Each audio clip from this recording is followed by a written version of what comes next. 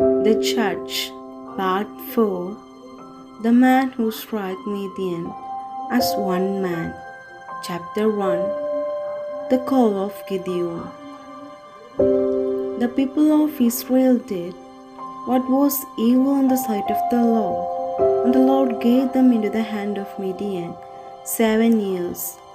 For whenever the Israelites planted crops, the Midianites and the Amalekites and the people of East would come up against them. They would encamp against them and devour the produce of the land as far as Gaza, and leave no subsistence in Israel, and no sheep or ox or donkey. When the people of Israel cried out to the Lord on account of Midianites, the Lord sent a prophet to the people of Israel. And he said to them, Thus says the Lord, the God of Israel, I led you up from Egypt, and brought you out of the house of slavery. And I delivered you from the hand of the Egyptians, and from the hand of all who oppressed you, and drew them out before you, and gave you their land. And I said to you, I am the Lord your God. You shall not fear the gods of the Amorites, in whose land you dwell, but you have not obeyed my voice. Now the angel of the Lord came and sat under the terebinth at Ophrah, which belonged to Joash the Abirites, while his son Gideon was beating out wheat in the winepress to hide it from the Midianites. And the angel of the Lord appeared to him and said to him, The Lord is with you, O mighty man of valor. And Gideon said to him, Please, my Lord, if the Lord is with us, why then all has happened to us? And where are all his wonderful deeds that our father recounted to us, saying, Did not the Lord bring us up from Egypt? But now the Lord has forsaken us, and given us into the hand of Midian. And the Lord turned to him and said, Go in this might of yours, and save Israel from the hand of Midian. Do not I send you? And he said to him, Please, Lord, how can I save Israel? Behold, my crane is the weakest in Manasseh, and I am the least in my father's house. And the Lord said to him, But I will be with you, and you shall strike the Midianites as one man. And he said to him, If now I have found favor in your eyes, then show me a sign that it is you who speak with me. Please do not depart from here until I come to you and bring out my present and set it before you. And he said, I will stay till you return. And Gideon went into his house and prepared a young goat and unleavened cake from an ephod of flour. The meat he put in a basket, and the broth he put in a pot, and brought them to him under the terebinth, and presented them. And the angel of the God said to him, Take the meat and the unleavened cakes, and put them on this rock, and pour the broth over them. And he did so. Then the angel of the Lord reached out the tip of the staff that was in his hand, and touched the meat and the unleavened cakes, and the fire sprang up from the rock, and consumed the meat and the unleavened cakes, and the angel of the Lord vanished from his sight. Then Gideon perceived that he was the angel of the Lord, and Gideon said, Alas, O Lord God, for now I have seen the angel of the Lord face to face. But the Lord said to him, Peace be to you, do not fear, you shall not die. Then Gideon built an altar there to the Lord, and called it, The Lord is Peace. Chapter 2. Gideon destroys the altar of Baal.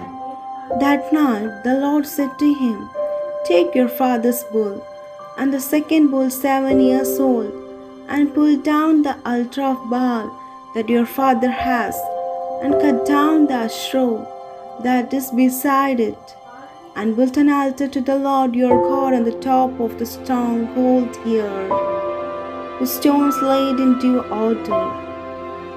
Then take the second bull, and offer it as a burnt offering, the wood of the afro that you shall cut down. So Gideon took 10 men of his servants, and did as the Lord has told him. But because he was too afraid of his family and the men of the town to do it by day, he did it by night. When the men of the town arose early in the morning, behold, the altar of the Baal was broken down, and afro beside it was cut down, and the second bull was offered on the altar that had been built. And they said to one another, Who has done this thing? And after they had searched and inquired, they said, Gideon, the son of Joash, has done this thing. Then the men of the town said to Joash, Bring out your son, that he may die, for he has broken down the altar of Baal, and cut down the afro beside it. But Joash said to all who stood against him, Will you contend for Baal, or will you save him? Whoever contends for him shall put to death by morning. If he is a god, let him contend for himself, because his altar has been broken down. Therefore on that day Gideon was called Jerubbaal, that is to say, Let Baal contend against him, because he broke down his altar. Chapter 3. The Sign of Dew. Then Gideon said to God, If you will save Israel by my hand, as you have said, behold, I am laying a fleece of wool on the threshing floor. If there is dew on the fleece alone, and it is dry on all the ground, then I shall know that you will save Israel by my hand, as you have said. And it was so. When he arose early morning and scourged the fleece, he drew enough dew from the fleece to fill a bowl with water. Then Gideon said to God, Let not your anger burn against me. Let me speak just once more. Please let me test just once more with the fleece. Please let it be dry on the fleece only, and on all the ground let there be dew. And the God did so that night, and it was dry on the fleece only, and on all the ground there was dew. Chapter 4. Gideon's 300 men. Then Jerubbaal and all his people who were with him rose early and encamped beside the spring of Haroh. The camp of Midian was north of them, by the hill of Morah in the valley. The Lord said to Gideon, The people with you are too many for me to give the Midianites into their hands, lest Israel boast over me, saying, My own hand has saved me. Now therefore proclaim in the ears of the people, saying, Whoever is fearful and trembling, let him return home and hurry away from Mount Gilgal. Then 22,000 of the people returned, and 10,000 remained. The Lord said to Gideon, The people are still too many. Take them down to the water, and I will test them for you there. And anyone of whom I say to you, This one shall go with you, shall go with you. And anyone of whom I say to you, This one shall not go with you, shall not go. So he brought the people down to the water, and the Lord said to Gideon, "Everyone who laps the water with his tongue, as a dog laps, you shall set by himself. Likewise, everyone who kneels down to drink." And the number of those who lapsed, putting their hands to their mouths, was 300 men. But all the rest of the people kneeled down to drink water. And the Lord said to Gideon, "The 300 men who lapsed, I will save you, and give the Midianites into your hand, and let all the others go, every man to his home." So the people took provisions in their hands and their trumpets, and he sent all the rest of the Israel, every man to his tent, but returned the 300 men. And the camp of Midian was below him in the valley. That same night the Lord said to him, "Arise, go down against the camp, for I have given it into your hand. But if you are afraid to go down to the camp with Purah, your servant, and you shall hear what they say, and afterward your hand shall be strengthened to go down against the camp." Then he went down with his servant to the outpost of the armed men who were in the camp. And the Midianites and the Amalekites and all the people of the east lay along the valley like locusts in abundance, and their camels were without number, as the sand that is on the seashore in abundance. When Gideon came, behold, a man was telling a dream to his cambrod. And he said, "Behold, I dreamed a dream. And behold, a cake of barley bread tumbled into the camp of Midian, and came to the tent, and struck it, so that it fell, and turned it upside down, so that the tent lay flat." And his comrade answered, "This is no other than the sword of Gideon. This is no other than the sword of Gideon, the son of Joash, a man of Israel. God has given into his hand Midian and all the camp." As soon as Gideon heard the telling of the dream and its interpretation, he worshipped, and he returned to the camp of Israel and said, "Rise, for the Lord has given the host of Midian into your hand." And he divided the 300 men into 3 companies, and put trumpets into the hands of all of them, an empty jar with torches inside the jar. And he said to them, "Look at me, and do likewise. When I come to the outskirts of the camp, do as I do. When I blow the trumpet, I and all who were with me, then blow the trumpets also on every side of all the camp, and shout for the Lord and for Gideon." Chapter 5. Gideon defeats Midian. So Gideon and the 100 men who were with him came to the outskirts of the camp at the beginning of middle watch, when they had just set the watch. And they blew the trumpets and smashed the jars that were in their hands. Then the 3 companions blew the trumpets and broke the jars. They held in their left hands the torches, and in their right hands the trumpets to blow.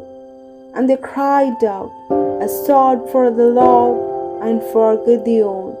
Every man stood in his place around the camp, and all the army ran. They cried out and fled.